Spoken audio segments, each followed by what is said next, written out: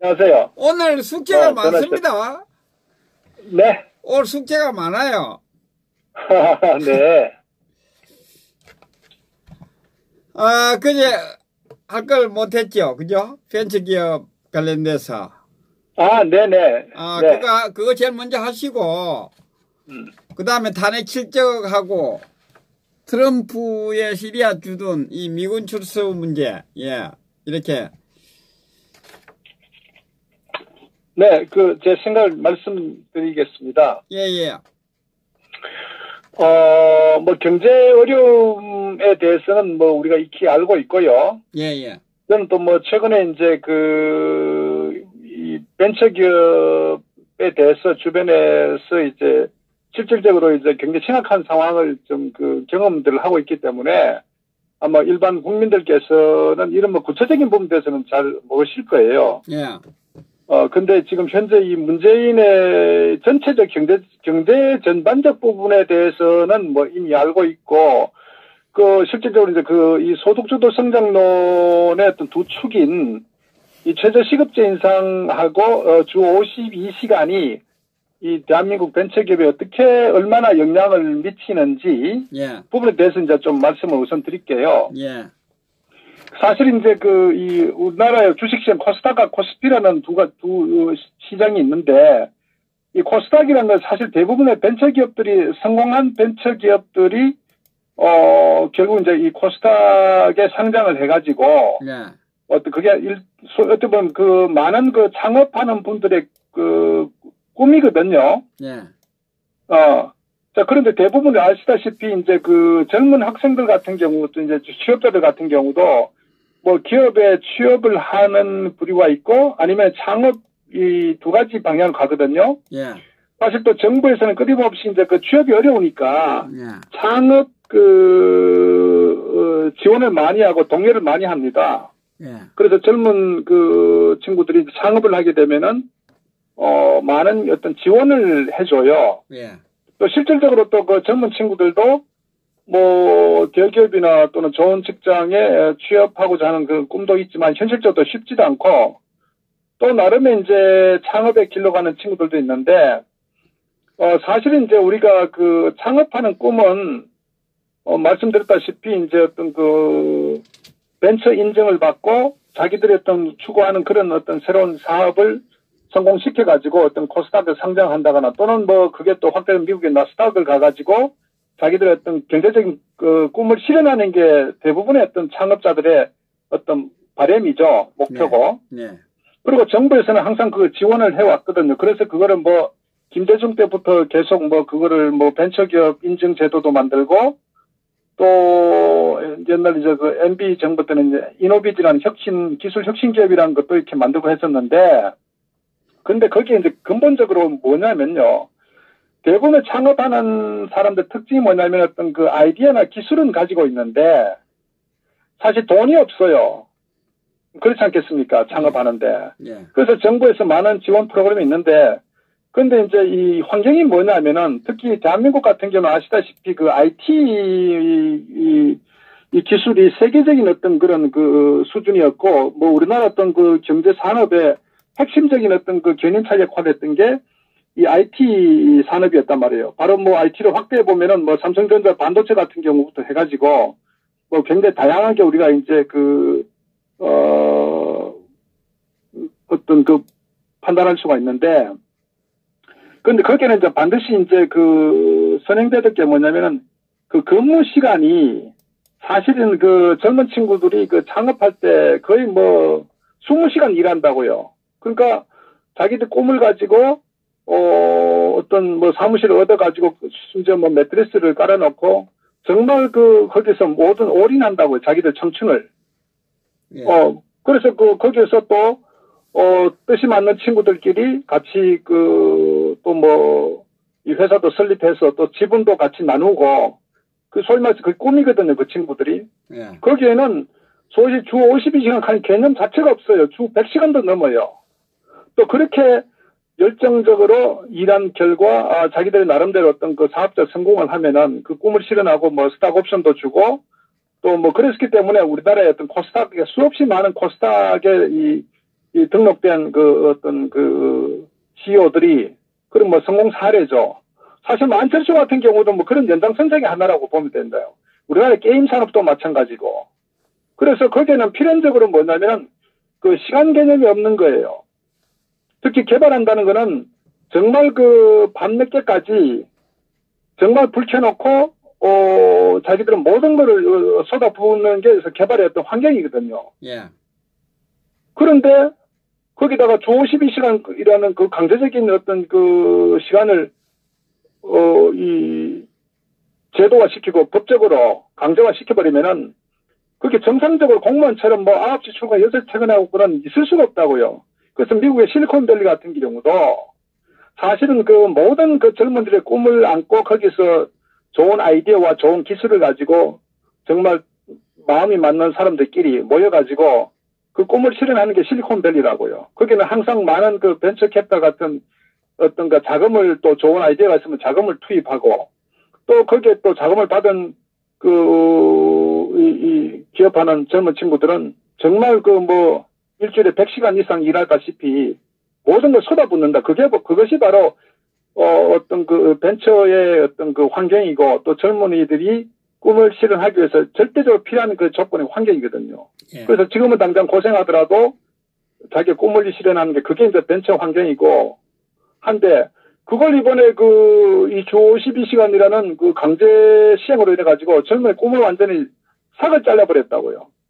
그러니까 특히 뭐 대한민국 같은 경우는 뭐 우리가 잘하는 게 뭐 남들보다 더 열심히 일하고 더 많은 시간 일하는 거 아니겠어요? 네. 아이디어를 가지고. 그런데 제도적으로 이 좌파 정부가 그런 그 환경을 완전 무시하고 그 민노 총회에 완전히 경도돼 가지고 이런 환경도 모르면서 그러니까 강제적으로 시행해 버리니까 그러니까 이제 우리나라 벤처기업은 더 이상 생존할 수가 없는 거예요. 그리고 젊은들이 더 이상 꿈을 가질 수가 없다고요. 그러니까 이게 완전히 보면은 굉장히 넌센스인 게 이 벤처기업을 창업하면은 많은 지원을 해준다고 하지만 실질적으로 가장 중요한 거는 어떤 그 자금에 대한 부분과 이런 어떤 그 근무 시간에 대한 부분이 자유로워야 되는데 그거 자체를 원천 봉쇄해버렸기 때문에 젊은이들이 더 이상 어떤 창업을 하는 스타트업이라는 창업할 수 있는 환경을 완전히 앗아가버렸고 더더구나 또 실제 창업할 때 젊은 층은 돈이 없단 말이에요. 그러니까 걔들은 사실 뭐 급여도 받지도 않고 스탁 옵션이라는 어떤 그런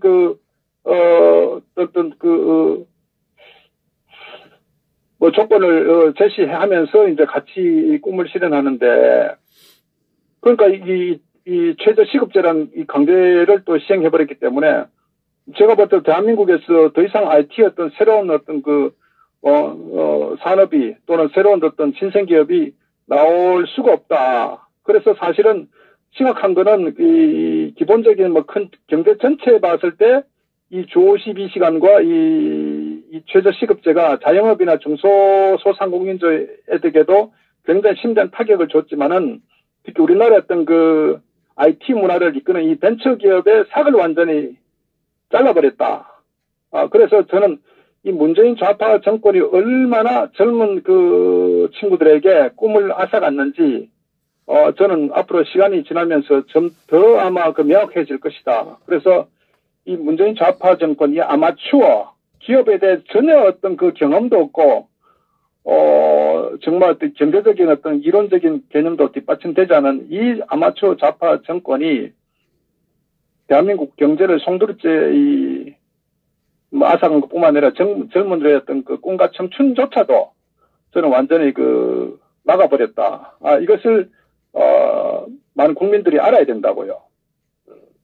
그래서 저는 더 이상 그 젊은 친구들이 우리가 지금 가장 강점인 이 IT 쪽에서 IT나 BT, 바이오 같은 경우도 마찬가지고 이거는 뭐 시간 개념 갖고는 도저히 개발할 수가 없는 거예요.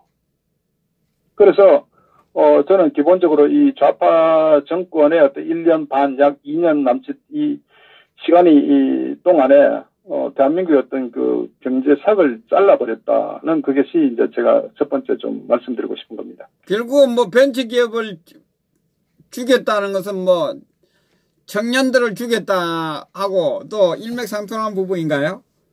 그럼요. 왜냐하면요, 우리가 통상적으로 보면 이제 그 창업한다는 경제를 보면요, 예. 이 직장 생활을 이렇게 하시다가 뭐 40대, 50대, 뭐 어떤 이런저런 뭐 이유로 해서 이제 그 퇴사를 했을 경우에 이제 본인들이 할 수 있는 게 뭐 자영업 하지 않습니까? 뭐 식당을 한다거나 또 편의점을 한다거나 보통 그렇지 않겠어요? 왜냐하면 뭐 정년퇴임까지는 이제 공무원을 제외한 민간 사기업 같은 경우는 쉽지 않으니까. 예. 그렇게 왔고, 또 이제 그 젊은 친구들 같은 경우 말씀드렸다시피 길이 두 가지 아닙니까? 취업, 창업 두 가지란 말이에요. 예. 근데 과거는 이제 취업 쪽으로 많이 이렇게 신경을 썼는데, 지금 뭐 최근에 이제 취업이라는 것도 이제 쉽지 않으니까 창업 쪽으로 이제 많이 이 방향을 돌리고 있는데, 그 창업이라는 게 쉽지 않단 말이에요. 그러면 이제 대표적으로 우리나라가 잘하는 게 IT 쪽의 아이디어를 가지고 이제 특히 엔지니어드 출신들 같은 경우 많이 이제 그 도전을 하는데, 예. 그런데 그 창업하기 위해서는 지금 말씀드렸다시피 그 뭐 친구들 몇 명 또는 이렇게 마음 맞는 사람이 모여서 하는데 거기에 시간을 어떤 강제화 시켜버리면은 그거 일할 수가 없잖아요. 예. 개발이란 거는 그거 개발은 시간과의 어떤 그 얼마이면 안 되거든요. 예. 공무원하고 전혀 다르단 말이에요. 이쪽 벤처 이 분야 쪽은. 그러니까 젊은 친구들이 창업을 해도 더 이상 어떻게 뭐 일을 지속적으로 할 수 없는 환경이 되어버리니까. 이제는 이건 뭐 더 이상 뭐 지속할 수가 없고, 뭐 젊은 제 꿈을 앗아가 버렸다고 봐야 되겠죠. 그게 얼마나 이게 모순점이 있나 이거죠. 맞습니다. 이것이 바로 아마추어들이 현장도 모르고, 기업 경영에 대한 그 개념도 없고, 그래서 지난번에 왜 청와대 이 정책 쪽에 하는 친구들이, 최저시급제 올라가지고 이제 현장 탐방하면서 현장을 다니면서 뭐 분식집도 마치 이렇게 많이 이 최저시급제 올라간 거에 대해 영향을 본인들 경험했잖아요. 근데 그거 자기들 그럴 줄 몰랐다는 정도로. 그러니까 이 좌파 정권은 경제하고는 완전히 그 담을 산 이 세력들이라고요. 그렇지. 실질적인 그것을 해보지 않았기 때문에 이것만 하고 주디만 나불거리다가 그게 가 있으니까 실적을 할 수밖에 없죠. 제대로 되겠습니까? 현장을. 그러니까 마지막에는 어떤 그룹이 남냐면 마지막에 공무원만 남게 돼요. 그것은 다시 말하면 그리스 짝이 난다는 거라고요. 민간은 완전히 정말 도태되고 국영기업과 공무원만 남는다고요. 그러니까 결국 이제 이 문재인 좌파 정권 추구하는 게 공무원을 늘린다는 것도 그게 가장 쉬운 거거든요. 왜 민간기업 같은 경우 경쟁력도 스스로 어떤 그 고용 창출이 돼야 되는데 그러려면은 기업 성장이 굉장히 중요한데 그걸 이 반자본주의 제도를 통해서 민간기업은 완전히 정말 숨통을 끊어버릴 그런 상황 가고 있고 그러니까 이게 이 고용의 악순환 어떤 경제 문제가 심각한 상태 되니까 저들이 할 수 있는 게 아르바이트 그러니까 어떤 보여주기식 어떤 통계 지표를 만들기 위해서 정말 학교에 불 끄는 아르바이트라든가 또 어떤 나이 드신 분들에 대한 어떤 그런 단기 어떤 그런 아르바이트 같은 거 보여주기식 정상적인 어떤 민간 기업의 어떤 성장 투자에 대한 거는 완전히 정말 할 수 없는 환경으로 만들어버렸기 때문에. 그러니까 이제 이 좌파 정부는요, 예. 기업과 이 경제라는 부분하고는 완전히 담을 쌓았다 이렇게 보면 되는 거예요. 그렇기 때문에 그거는 노무현 때도 이미 평가가 났었고 해외 사례 보더라도 이 베네수엘라 같은 경우나 또 남미 아르헨티나 이런 도 마찬가지고 보면은 좌파 정권이 들어서면 경제는 반드시 망하게 되어 있습니다. 근데 거기에 이제 가장 큰 피해를 보는 순서가 가장 어려운 이 서민 특히 자영업자부터 힘들어지면서 그게 이제 확대되면서 마지막에는 공무원만 남는 그런 경제 구조가 된다고요. 그래서 나라가 망하는 겁니다. 나라가. 결국 공무원하고 국영기업에 있는 사람만 사람이네요. 얼마 안 되지 않습니까? 다른 국민들은 다. 그러니까 지금 이제 대한민국 경제 환경이 어떻게 구체적으로 흘러가냐면요. 이런 좌파 정권의 어떤 잘못된 경제 정책으로 인해서 그게 이제 뭐 소위 말씀드려서 이제 급격한 최저시급제 인상, 그리고 일할 어떤 제조업 또는 그 IT 연구개발하는 그런 시간을 완전히 제한시켜가지고 일할 근로 환경을 죽여버렸기 때문에 첫 번째 이제 상황이 이제 이 자영업, 식당, 숙박업, 유통, 소상공인, 여기부터 이제 이미 지금 완전히 전멸하고 있잖아요. 네. 그 다음에 두 번째가 이제 오는 게 그 제조업, 중소제조업이 타격을 이제 이미 상당히 받고, 아마 그 폐업률이 아마 20, 30% 갈 거예요. 내년 되면은 중소기업 거의 뭐 제가 볼 때는 그 생존하기 어려운 환경으로 아마 진행될 것이다. 그 다음에 대기업 같은 경우도 이제 그 경영권에 대해서 정부에서 거의